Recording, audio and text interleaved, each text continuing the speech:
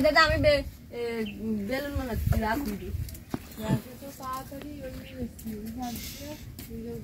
সাড়ে নটা আনছি তারপরে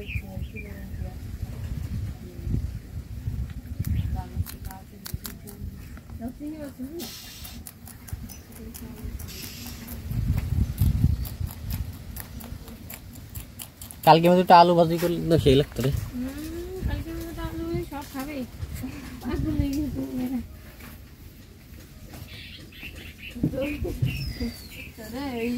মতন খাইয়ে আর কোনদিন এই আনন্দ না পিঠে খাতি খাতি সব খেলাইছে এই পিঠা জীবনে মানে গালা গেলি আর না নিলে